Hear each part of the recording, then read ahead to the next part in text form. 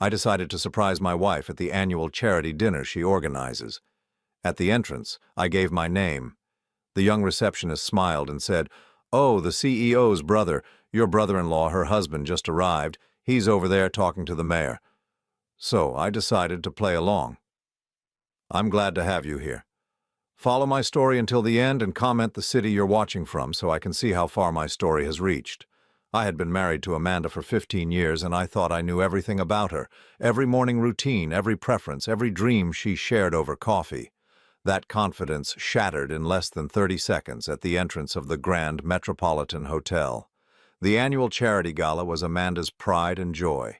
She had been organizing it for what felt like forever, raising money for children's literacy programs. I usually attended as her supportive husband, smiling for photos and writing checks when asked. This year, I decided to surprise her by arriving early. The hotel lobby buzzed with elegant energy. Crystal chandeliers cast warm light over women in evening gowns and men in black ties. I approached the reception desk, where a young woman with perfectly styled blonde hair checked names against her list. "Good evening," I said, adjusting my tie. "Arthur Morrison."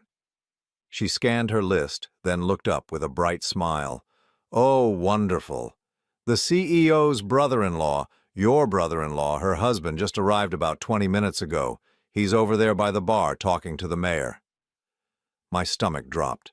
I followed her pointing finger to see a tall man with silver hair, impeccably dressed, gesturing animatedly while Mayor Richardson nodded and laughed. The man looked confident, successful, exactly the type who would know mayors personally.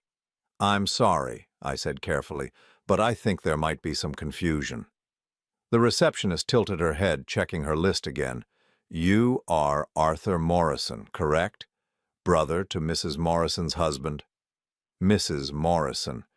Not Mrs. Morrison Patterson, which was Amanda's actual married name, just Morrison, and CEO. Amanda had never mentioned being a CEO of anything. I felt something cold settle in my chest. "Actually, could you tell me more about this CEO position?" "Oh, Morrison Industries. Your sister-in-law has done such incredible work expanding the company since she took over. We're so honored to have her hosting tonight's event." The young woman beamed with genuine admiration. Morrison Industries. I had never heard those words in my life. Instead of correcting her mistake, something made me nod, slowly. "Of course. Morrison Industries. Could you remind me which table I'm seated at?" She consulted her chart. "Table 12 with the other family members. Your brother should be there shortly." My brother. The husband she was referring to wasn't me. I thanked her and walked toward the bar, my mind racing. 15 years of marriage, and my wife had an entire identity I knew nothing about. Not just a job I wasn't aware of, but a whole persona, complete with a different last name and a company. I positioned myself near a marble pillar where I could observe without being noticed. The man the receptionist had pointed out was indeed talking to the mayor, but now I could see Amanda approaching them. She wore a stunning navy blue dress I had never seen before, and diamonds that definitely weren't from her usual jewelry collection. What struck me most was her posture. At home, Amanda carried herself with quiet confidence, but this woman moved like she owned every room she entered. Her smile was different too, sharper, more calculated. "Darling," I heard her say as she reached the two men. The word was directed at the silver-haired stranger, and she placed her hand on his arm with casual intimacy. "Darling." She called me honey when she bothered using endearments at all. The mayor turned to her with obvious respect. "Amanda, this event gets more impressive every year. The silent auction alone must have raised what? $50,000 already?" $50,000. I thought about our joint checking account, our modest savings, our careful budgeting for this kind of event. Where was this money coming from and where was it going? "We're hoping to clear $200,000 tonight," Amanda replied smoothly. "The Foundation's literacy program needs new equipment for 12 schools." Foundation? What foundation? I handled our taxes every year and we had never claimed any foundation-related deductions or income. The silver-haired man placed his hand on the small of Amanda's back. My wife is too modest. Last year's gala raised $320,000. My wife. He called her his wife. I gripped the marble pillar, feeling like the ground was shifting beneath me. This wasn't just an affair. This was an entire life that existed parallel to ours, complete with a husband, a company, and a foundation. I watched Amanda laugh at something the mayor said, and for the first time in 15 years, I realized I was looking at a stranger. The laugh was different, more musical, more performative. Everything about her was different. A waiter passed by with champagne, and I took a glass with trembling fingers. I needed to think. I needed to process what I was seeing without making any sudden moves. "Excuse me," I said quietly to the waiter. "Could you tell me who that gentleman is? The one speaking with Mrs. Morrison?" "That would be Mr. James Morrison, her husband. Wonderful couple, very generous with their donations." James Morrison, her husband. I took a long sip of champagne, feeling it burn slightly as it went down. 15 years.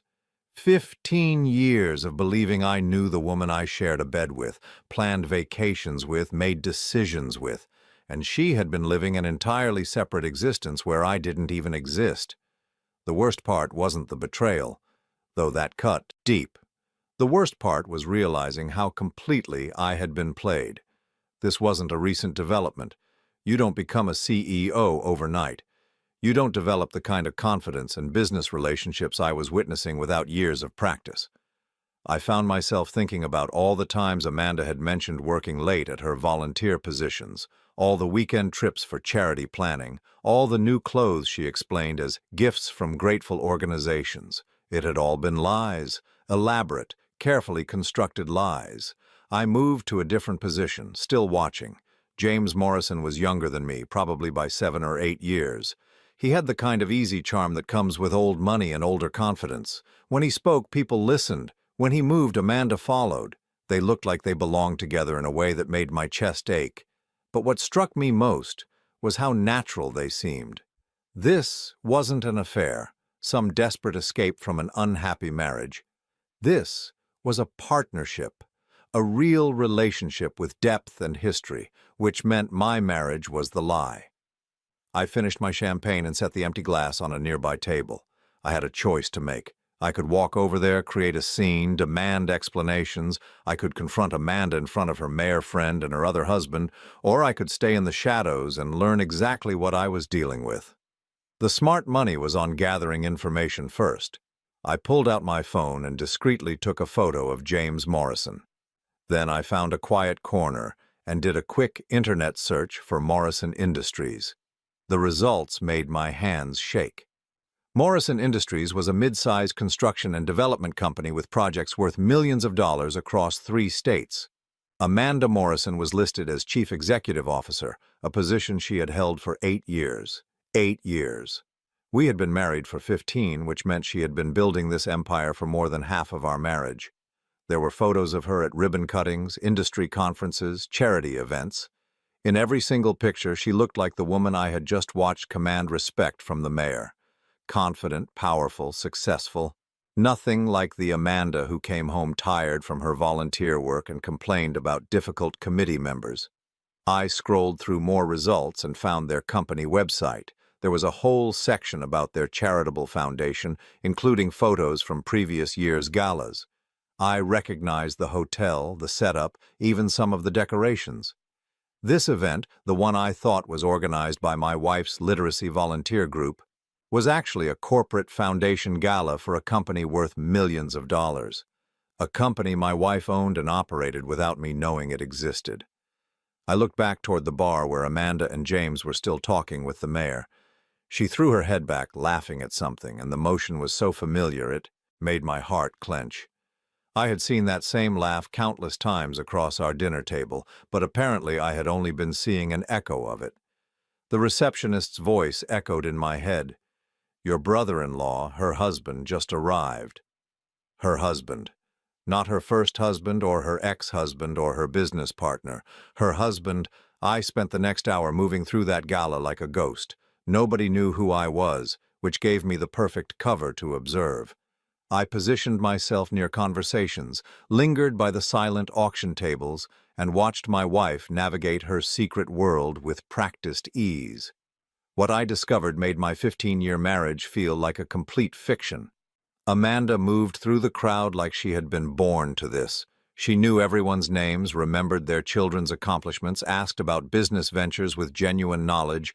This wasn't someone playing a role. This was someone completely at home in a world of money and influence.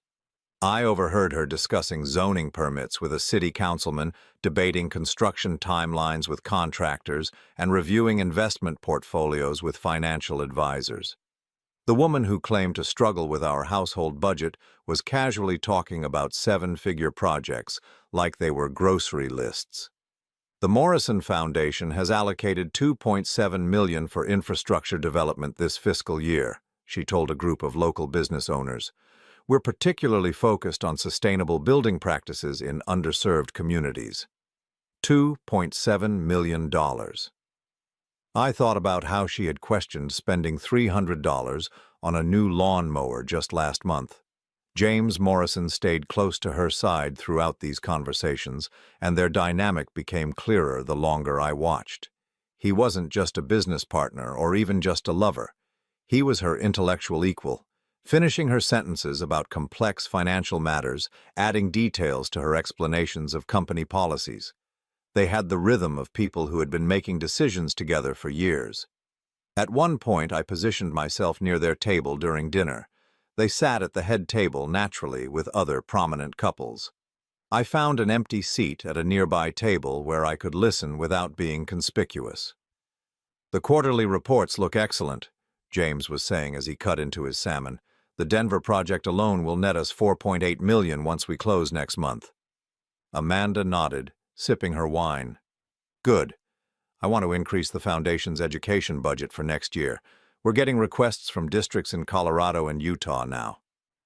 "How much are you thinking?" "Another $1.5 million minimum.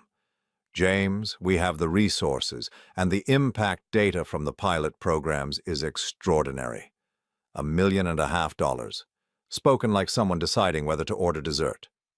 I listened to them discuss property acquisitions, staff promotions, and partnership opportunities with other companies.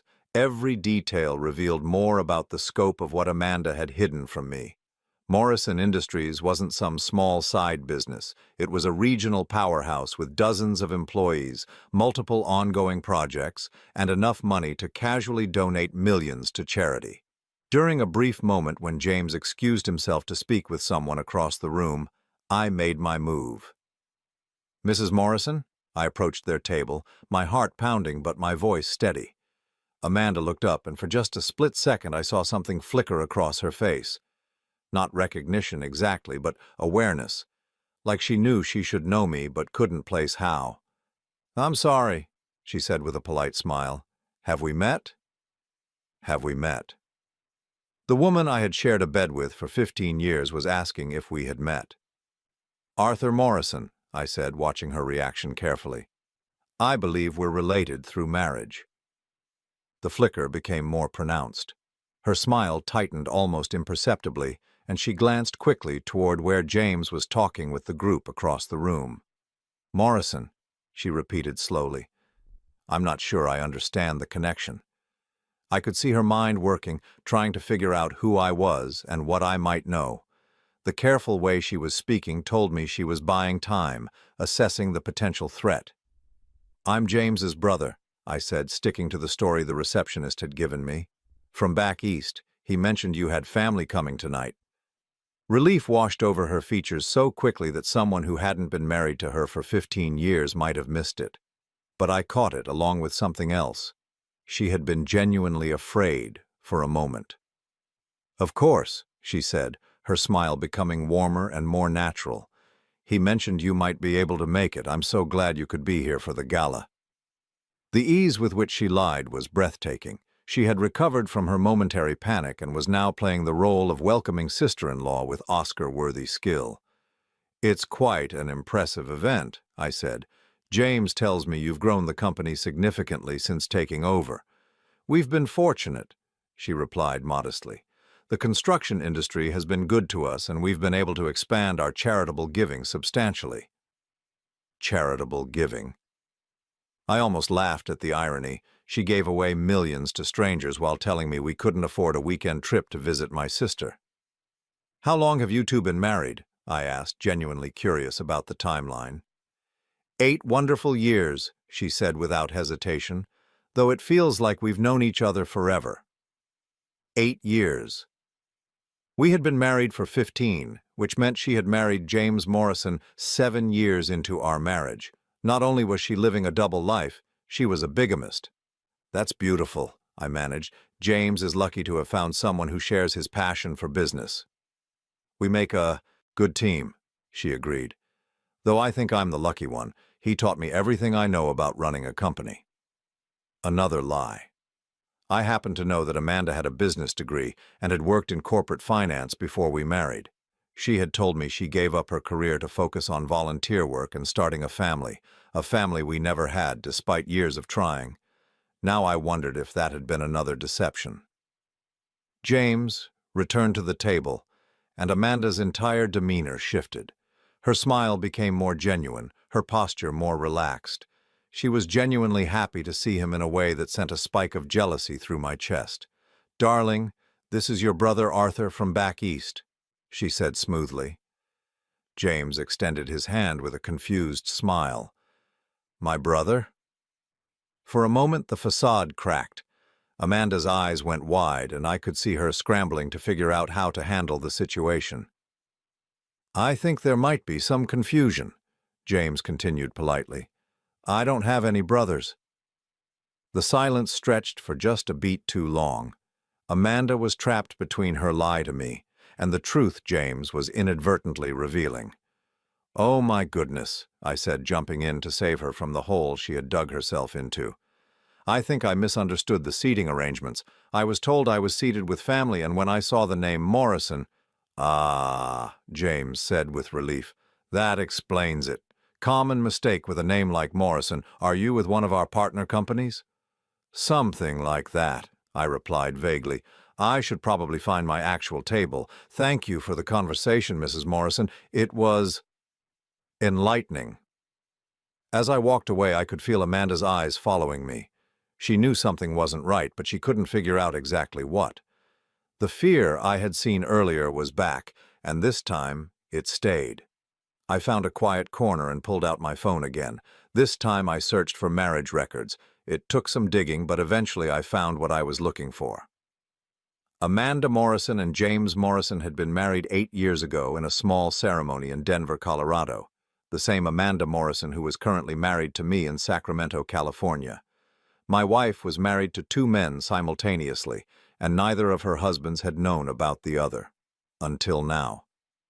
I watched her from across the room for the rest of the evening. She was more subdued after our conversation, frequently glancing around like she was looking for someone, or looking out for someone.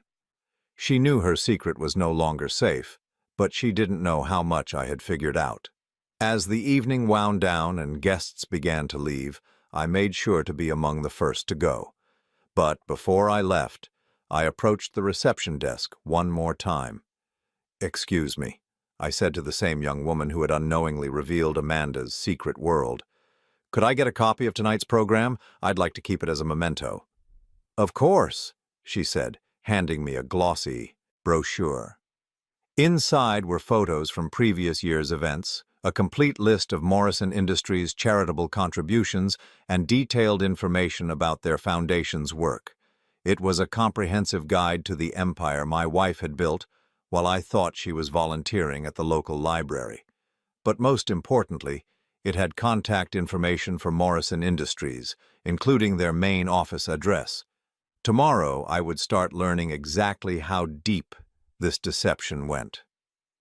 As I drove home through the quiet streets, I thought about Amanda sitting at that head table, laughing with the mayor, discussing million-dollar budgets like they were household expenses. I thought about the easy intimacy between her and James, the way they moved like 2 parts of the same machine.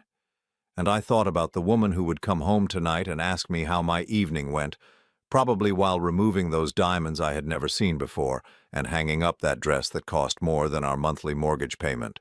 For 15 years, I had been married to a performance.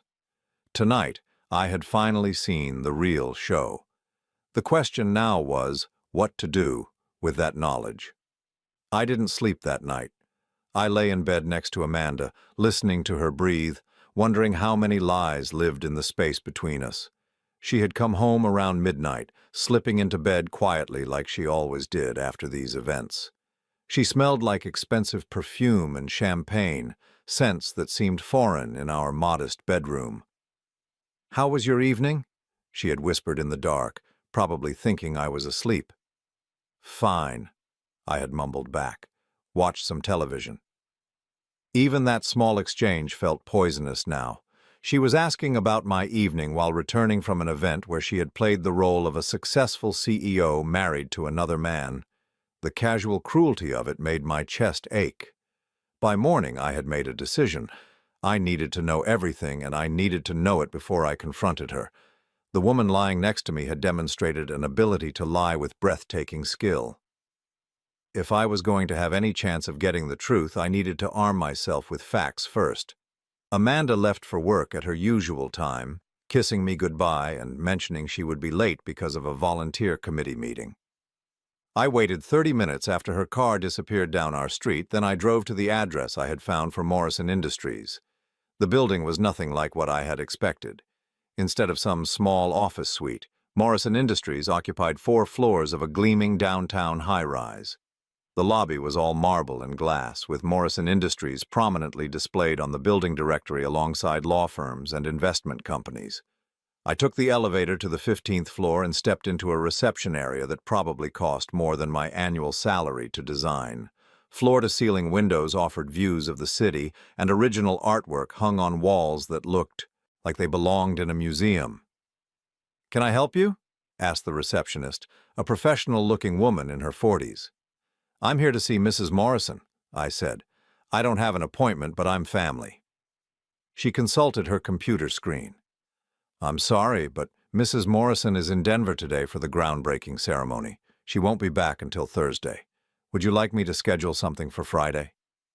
Denver. Amanda had told me she would be at a literacy committee meeting across town. "The groundbreaking ceremony?" I asked. "Yes, for our new community center project. It's been in the planning stages for 2 years. Very exciting." She smiled warmly. "Are you one of Mr. Morrison's relatives?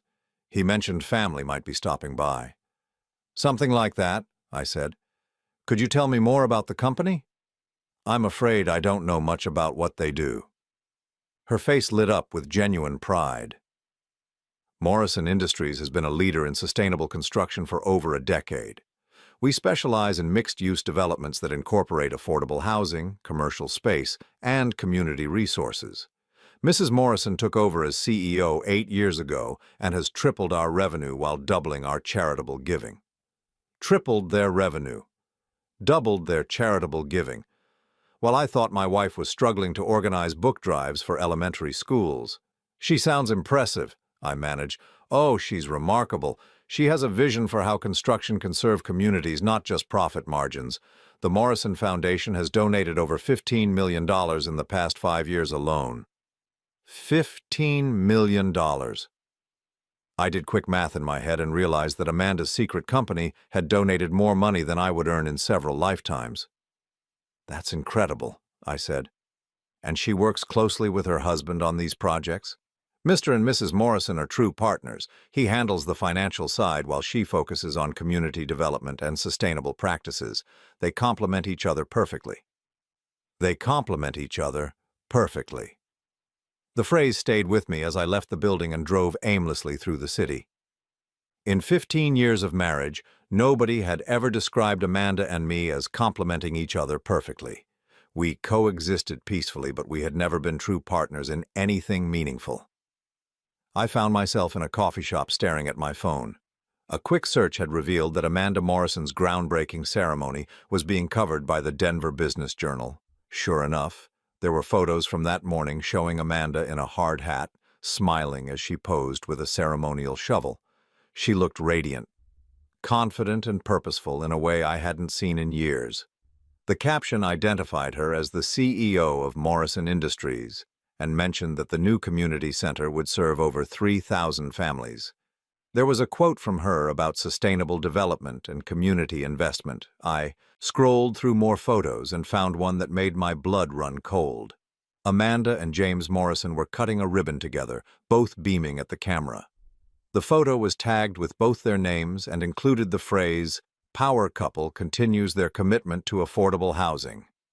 Power couple. That's what they were. That's what they had built together. I kept digging and found more disturbing information. Morrison Industries had been James Morrison's family company, inherited from his father 10 years ago. But according to the articles I found, the company had been struggling until Amanda joined as a partner 8 years ago. 8 years ago, right when they had gotten married. The business publications painted a picture of a company transformed by Amanda's vision and expertise. She hadn't just married James Morrison, she had saved his family legacy and turned it into an empire, which meant their relationship wasn't just about love or even money. It was about mutual respect, shared goals, and genuine partnership. Everything my marriage to Amanda lacked. I drove home feeling hollowed out. The house felt smaller somehow, shabbier. The furniture that had once seemed comfortable now looked cheap. The carefully managed budget that I had thought was necessary now felt like a joke. I walked through our bedroom and noticed things I had never paid attention to before. Amanda's jewelry box contained pieces I didn't recognize. Her closet held designer clothes with tags from stores we couldn't afford. Her dresser drawer had business cards for financial advisors, real estate agents, and investment brokers. How had I missed all of this? The answer was humbling. I had missed it because I hadn't been paying attention. For years I had been so focused on our quiet, predictable life that I hadn't noticed my wife was living an entirely different existence. I found myself in Amanda's home office, a small room she used for her volunteer work, or at least that's what I had thought it was for. Looking at it with new eyes, I realized this wasn't the workspace of someone organizing bake sales and book drives. There was a high-end computer, multiple monitors, and a printer that could handle complex documents.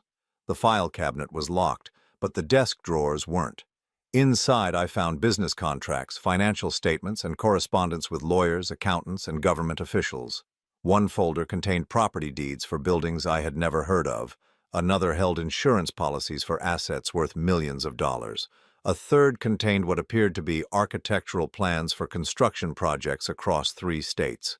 My wife wasn't just the CEO of Morrison Industries. She was a major player in regional development, with her fingerprints on projects that would shape communities for decades, and she had hidden all of it from me. I was still sitting at her desk, surrounded by evidence of her secret empire, when I heard her car, in the driveway. I quickly put everything back where I had found it and went to the kitchen, trying to look normal. "How was your day?" Amanda asked as she came through the door, setting down her purse and kicking off her shoes. "Quiet," I said, studying her face. "How was your committee meeting?" She didn't even blink. "Productive. We're planning a literacy fair for next month, lots of details to work out." The ease with which she lied was still shocking. She had spent the day in Denver breaking ground on a multi-million-dollar community center, and she was telling me about a literacy fair that didn't exist. "Sounds important," I said. "It is. These kids need all the support we can give them." She opened the refrigerator and started pulling out ingredients for dinner. "What should we do about the kitchen faucet? It's been dripping for weeks." The kitchen faucet. She was asking about a $20 repair while she controlled millions of dollars through her secret company. The disconnect was so stark it felt surreal. "I'll pick up a replacement washer tomorrow," I said, playing along with the charade. "Good. I hate wasting money on a plumber for something so simple." Wasting money. The woman who had donated $15 million to charity was worried about wasting $50 on a plumber. I watched her prepare dinner, moving around our small kitchen with the same efficiency she probably used to run board meetings. Everything about her was a performance, carefully calibrated to maintain the fiction of our modest middle-class life. But as I observed her more closely, I started to notice cracks in the facade. Her manicure was too expensive for someone living on my salary alone. Her watch was a brand that cost more than our car. Even her casual clothes had subtle details that spoke of serious money. The signs had been there all along. I had just been too trusting, too comfortable, too willing to believe that the woman I loved was exactly who she appeared to be. During dinner, I found myself studying her face, looking for some sign of the guilt or conflict she must be feeling. But there was nothing. She chatted about neighborhood gossip, asked about my work, and complained about the cost of groceries with the same sincerity she had shown for years. Either she was a sociopath, or she had compartmentalized her life so completely that she could genuinely inhabit each role without any cognitive dissonance. "Are you feeling all right?" she asked suddenly. "You seem distracted." "Just thinking about work," I lied, matching her skill for deception. "Anything I can help with?" The irony was devastating. She was offering to help me with my problems while maintaining one of the most elaborate lies I had ever encountered. "No, it's nothing serious," I said. "Just the usual office politics." She nodded sympathetically and reached across the table to squeeze my hand. The gesture felt like a mockery. After dinner, I excused myself to take a walk around the neighborhood. I needed fresh air and space to think. The suburban streets that had once felt like home now felt like a movie set, artificial and temporary. I thought about the photos I had seen of Amanda at the groundbreaking ceremony. She had looked like she belonged there, like she was exactly where she was supposed to be. When was the last time I had seen her look that happy at home? The truth was, I couldn't remember. As I walked, I realized that my marriage hadn't just been built on lies. It had been built on the absence of truth. We had created a life that was comfortable and predictable, but it had never been real for her. I was her cover story, not her partner. The question that haunted me as I made my way home was simple. What was I going to do about it? I made a decision that night that would have surprised the man I was 24 hours earlier. I was not going to confront Amanda immediately. The old me would have burst into our bedroom demanding explanations, tears in my eyes, voice shaking with betrayal and hurt. But the old me hadn't known he was married to someone capable of maintaining such an elaborate deception. If Amanda could live a double life for 8 years, then she was far more strategic than I had ever given her credit for. Going into a confrontation without preparation would be like bringing a knife to a gunfight. So instead, I became a student of my own marriage. I started paying attention to details I had previously ignored. Amanda's phone habits, her schedule patterns, the way she dressed for different types of events. I began to see the careful choreography of her deception. On Tuesdays and Thursdays, she left for work 30 minutes earlier than usual. Those were the days she claimed to have early volunteer meetings, but I started to suspect they were Morrison Industries board meetings or construction site visits. Her phone had 2 distinct ringtones. The standard ring was for calls she answered normally, usually from me or our neighbors or service providers. But there was a second ringtone, a softer classical melody that made her face change entirely. Those calls she either answered immediately with a completely different tone of voice, or she let them go to voicemail and returned them from another room. The classical ringtone, I realized, was for her real life. I started a notebook, documenting these patterns. It felt clinical, almost cruel, but I needed to understand the full scope of what I was dealing with before making any moves. The 3rd week of my investigation, I decided to take a personal day from work and follow her. Amanda left the house at 7:30 on a Thursday morning, dressed in a charcoal gray suit I had never seen before. She carried a leather briefcase that looked expensive and wore jewelry that definitely hadn't come from our joint checking account.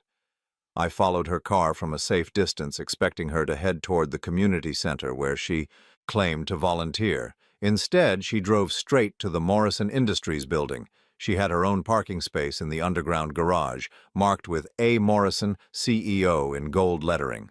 I parked across the street and watched through binoculars as she emerged from the garage and walked into the building. Even from a distance, her body language was different. She moved with authority, acknowledging the doorman with a nod that spoke of familiarity and status. I spent the entire day watching that building, taking notes on who came and went. Construction crews reported to supervisors who then went inside. Men in expensive suits arrived for meetings.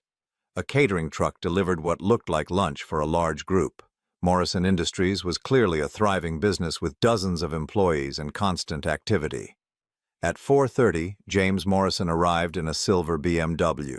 He parked in the space next to Amanda's, labeled J. Morrison, CFO, Chief Financial Officer. He wasn't just her husband in this other life. He was her business partner. I watched him enter the building and wondered what they talked about during their workday. Did they discuss construction schedules and profit margins with the same intimacy that Amanda and I discussed grocery lists and home repairs? At 6:15, they emerged together. James had his hand on the small of Amanda's back as they walked to their cars, the same casual gesture of ownership I had seen at the gala. They spoke briefly, James gesturing toward some papers he was holding, Amanda nodding and pointing to something on the documents. Then they kissed goodbye. Not a passionate embrace, but the comfortable kiss of a married couple ending their shared workday. I followed Amanda home, arriving several minutes after she did. When I walked through the front door, she was already changed into jeans and a casual sweater, the expensive suit nowhere to be seen. "How was your day?" she asked, starting dinner preparations. "Long," I said honestly. "How was your volunteer meeting?" "Frustrating.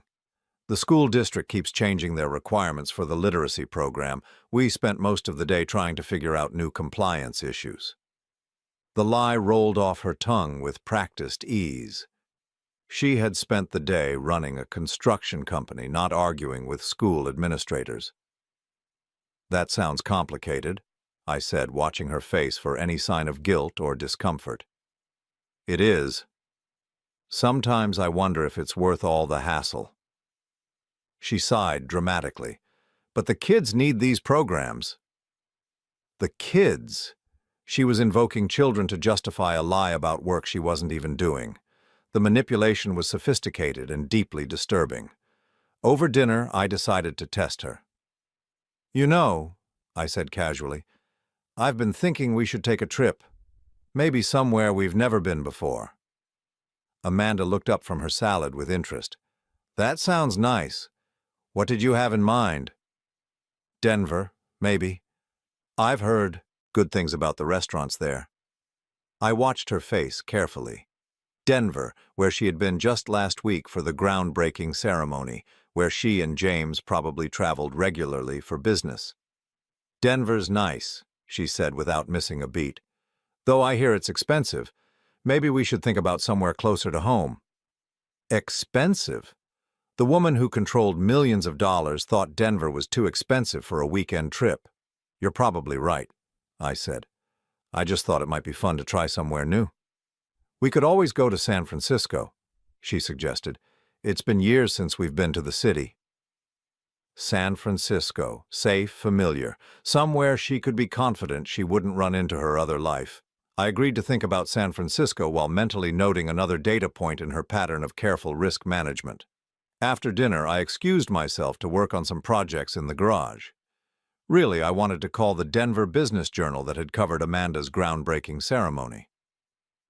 "I'm calling about the Morrison Industries story you ran last week," I told the journalist who had written the article. "I'm working on a follow-up piece about sustainable construction practices." "Oh, the community center project, that's a great story. Amanda Morrison is doing incredible work up there. Have you spoken to her directly?" "I'm trying to get some background first. How long has she been involved in Denver development?" "Well, Morrison Industries has been working in the Colorado market for about 6 years now. Amanda really pioneered their community-focused approach. She's got projects planned through 2030. 2030. Amanda had business plans extending 7 years into the future, while she told me she wasn't sure if her volunteer position would last through next month. "She seems very committed to the work," I said. "Oh, absolutely. She and her husband are up here at least once a month. They've become real fixtures in the local development community, very well respected." "At least once a month?" I thought about all the times Amanda had told me she needed to stay late for meetings or attend weekend workshops. Had she actually been flying to Denver to build her empire? I thanked the journalist and hung up, feeling sick. That weekend, I decided to conduct a more systematic search of our house. Amanda was at another volunteer event, or at least that's what she had told me. I started in her office and worked my way through every room, looking for evidence I had missed. In the back of her closet, behind clothes I rarely saw her wear, I found a small, fireproof safe. It was locked, but I knew Amanda well enough to guess at possible combinations. Our anniversary date didn't work. Her birthday didn't work. My birthday didn't work.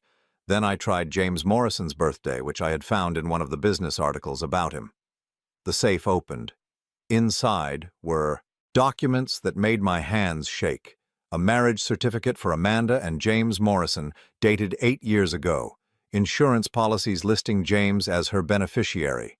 Bank statements for accounts I had never known existed, showing balances that made our joint savings look like pocket change. There were also travel itineraries, hotel reservations, and conference registrations, all for Amanda Morrison and James Morrison, traveling together as a married couple to cities across the country. But the document that hit me hardest was a will, Amanda's will, dated 2 years ago, leaving everything to James Morrison. According to the legal document in my hands, I didn't exist in my wife's estate planning. I photographed everything with my phone, then carefully returned the documents to exactly how I had found them. My hands were steady, but my mind was reeling. This wasn't just an affair or even a business partnership, disguised as marriage. This was a complete parallel life with its own legal and financial structure. Amanda had created an alternate reality so thorough that she had estate planning in place for it.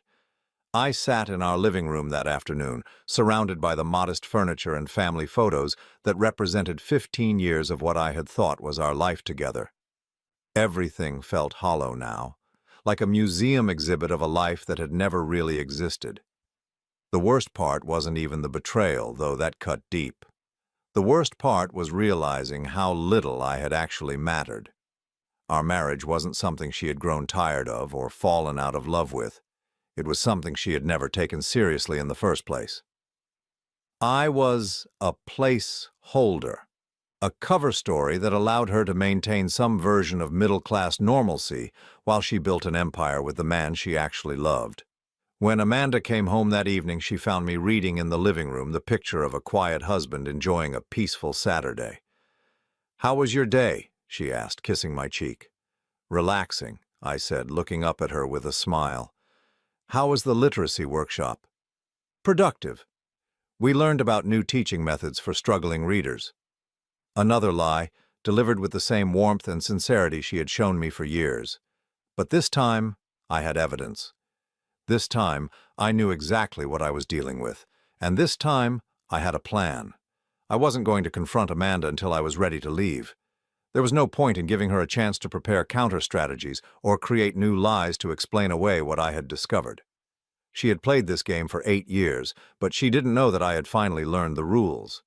The old Arthur would have begged for explanations, asked for another chance, tried to figure out how to compete with her other life for her attention. The new Arthur understood that this wasn't a competition he could win or even one worth entering. But before I walked away, I was going to make sure I understood exactly what I was walking away from. And I was going to make sure that when I left, it was on my terms, not hers. The next 3 weeks were the strangest of my life. I lived in my own house like a spy, gathering intelligence while maintaining the facade of being the same trusting husband I had been for 15 years. But every day brought new revelations that made Amanda's deception even more staggering. I discovered she had been using our joint tax returns to hide income from Morrison Industries. The charitable deductions we claimed each year weren't from our modest donations to local organizations. They were from massive contributions made by the Morrison Foundation. Amanda had been filing our taxes as a married couple while simultaneously filing separate returns as Amanda Morrison, CEO. This wasn't just adultery or even bigamy. This was tax fraud on a scale that could send her to federal prison. I also learned that our mortgage payments, the ones we carefully budgeted for each month, were being automatically paid from one of her hidden accounts. Our modest suburban home wasn't a financial burden we shared. It was a minor expense she covered without thinking about it, like buying coffee. The humiliation of that discovery was profound. For years I had felt proud of how we managed our finances together, how we made sacrifices to stay within our budget. But there had been no we and no real budget. I had been playing house with monopoly money while Amanda managed a real fortune elsewhere. But the most disturbing discovery came when I hired a private investigator. I know that sounds dramatic, but I had reached the limits of what I could learn on my own. I needed professional help to understand the full scope of Amanda's double life, and I needed documentation that would hold up in court. The investigator, a former police detective named Sarah Chen, was thorough and discreet. Within a week, she had uncovered details that made my amateur detective work look pathetic. Amanda and James Morrison owned 4 properties together: the corporate headquarters building, a luxury condo in Denver, a vacation home in Aspen, and a beach house in San Diego. They traveled together regularly for both business and pleasure, staying in 5-star hotels and dining at restaurants that charged more for a single meal than Amanda and I spent on groceries in a month. But what really shocked me was the timeline Sarah constructed of their relationship. Amanda and James had been together for 12 years, not 8. They had been dating for 4 years before they got married, which meant their relationship had begun just 3 years into my marriage to Amanda. Our entire marriage had been a lie from almost the beginning. Sarah also discovered that James Morrison had no idea about me. To him, Amanda was a divorced woman who had left an unhappy first marriage to build a new life with him. He wasn't complicit in the bigamy. He was another victim of Amanda's deception, just one who had gotten the better deal. This revelation forced me to reevaluate everything. Amanda wasn't just a cheating wife or even a gold digger. She was someone capable of maintaining elaborate lies with multiple people for over a decade.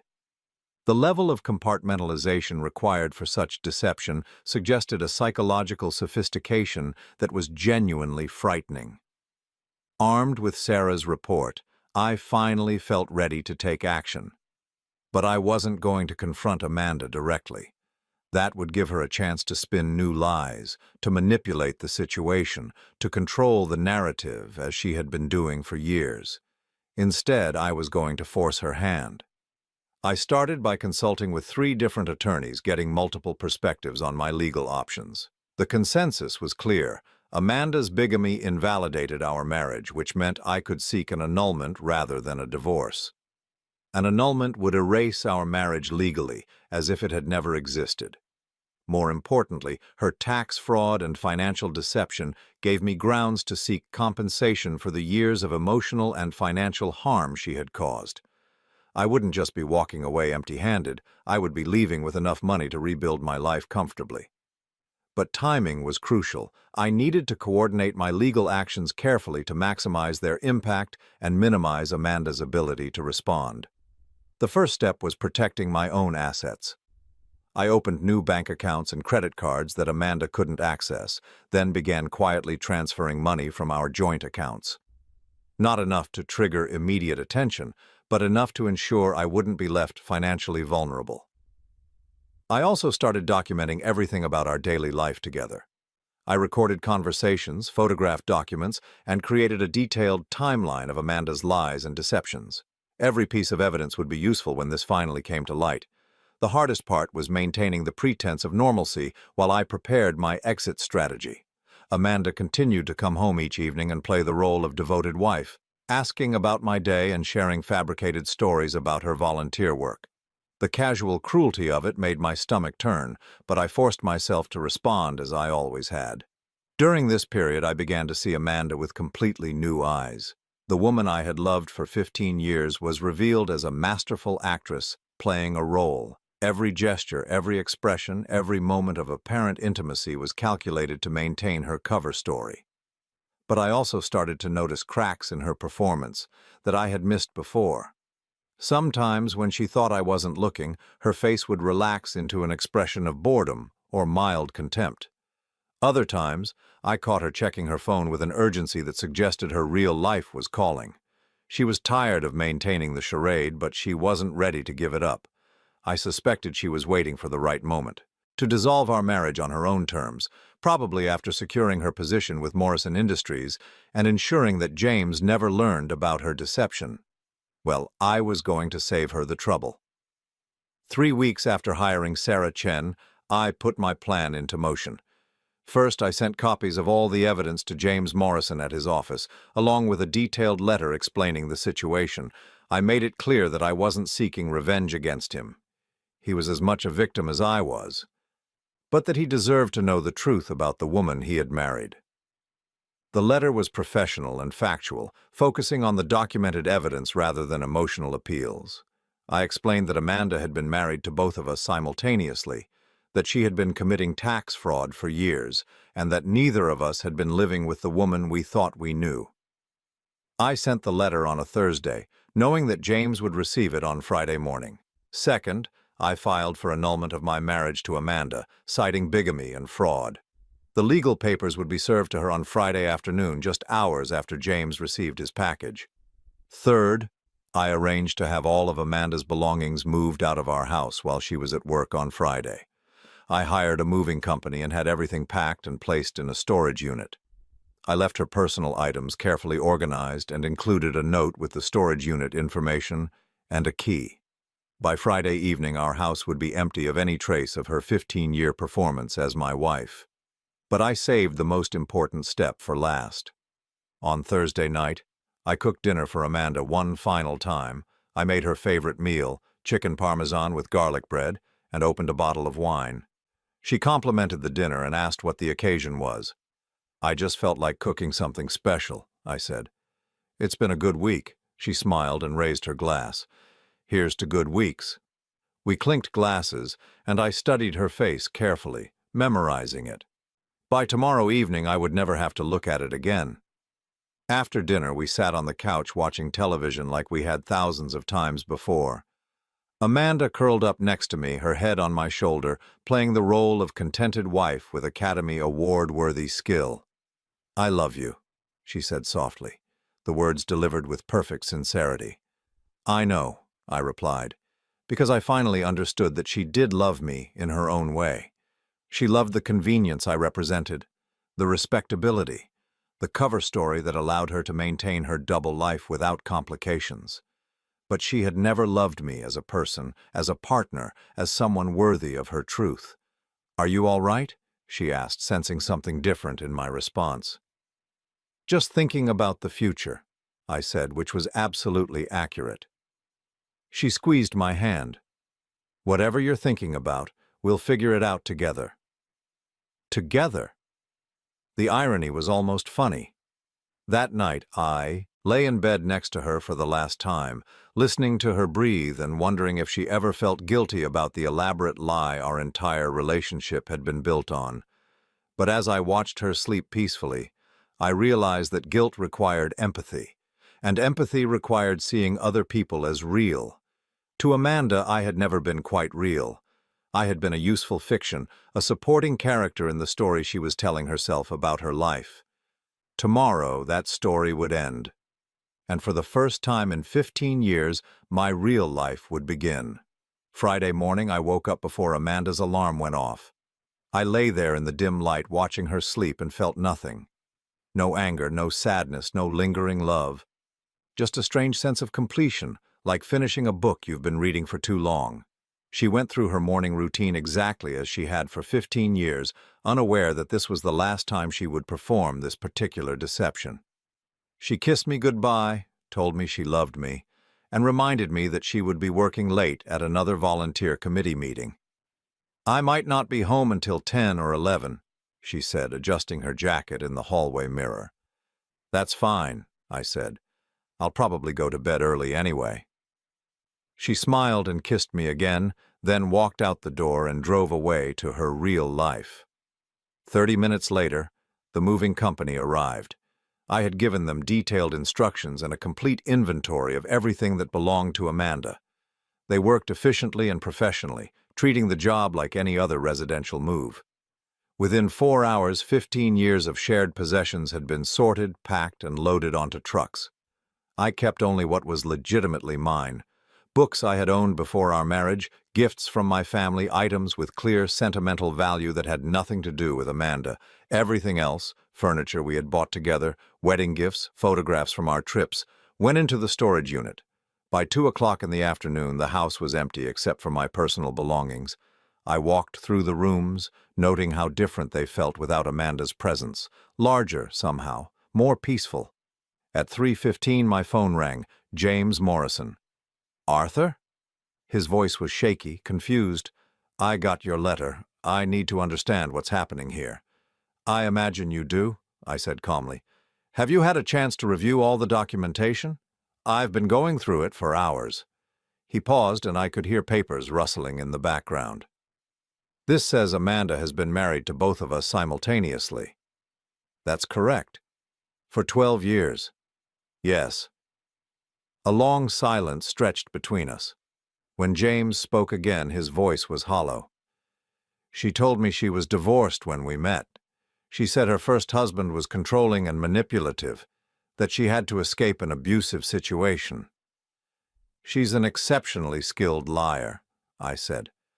I lived with her for 15 years and never suspected any of this. But how is this even possible? We file joint tax returns. We own property together. We have business partnerships that require legal documentation of our marriage. She's been filing separate returns with you while maintaining joint filing with me. It's complex tax fraud, but she's apparently very good at managing complex deceptions.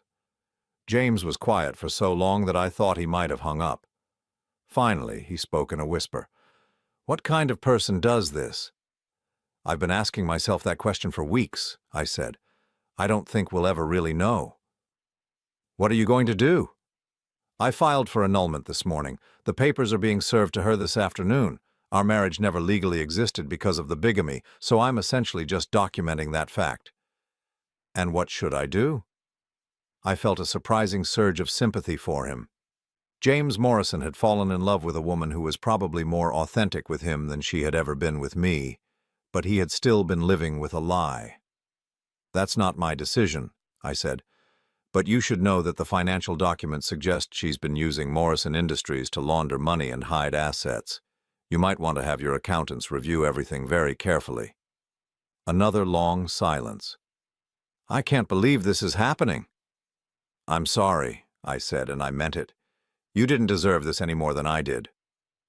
After we hung up, I sat in my empty living room and waited.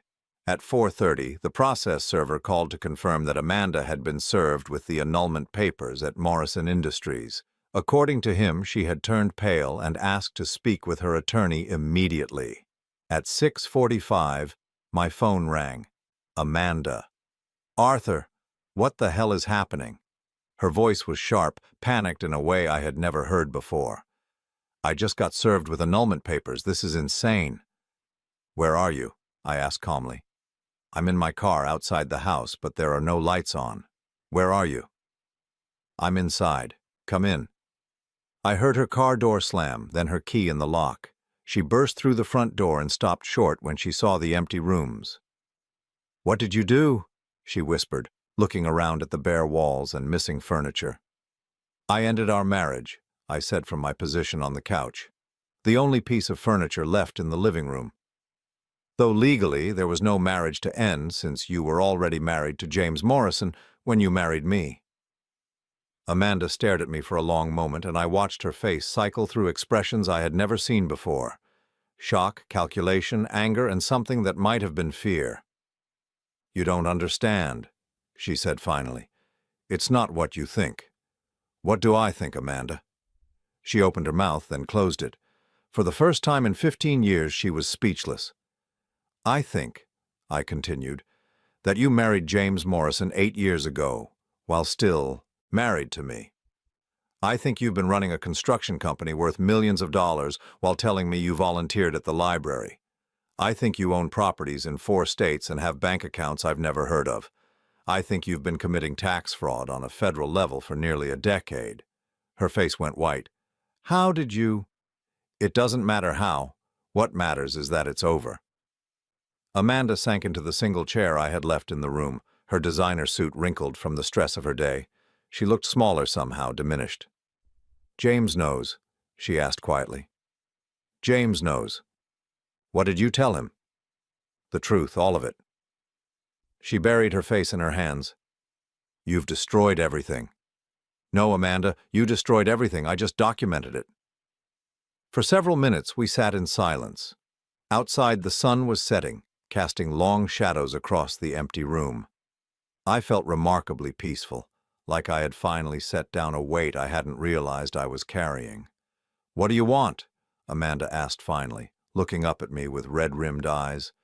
I want you to leave. Tonight, don't come back. This is my house, too. No, it's not. Check the deed. I've been paying the mortgage from my account for 6 months, ever since I discovered your automatic payment system. The house is mine now. She stared at me with an expression I couldn't read. You've been planning this for months. Weeks, actually.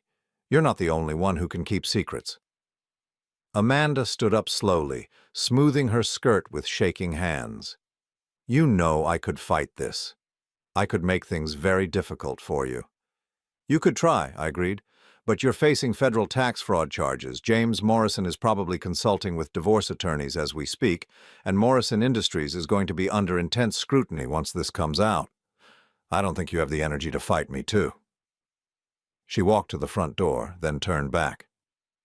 I never meant for it to happen this way. How did you mean for it to happen? She was quiet for a long moment.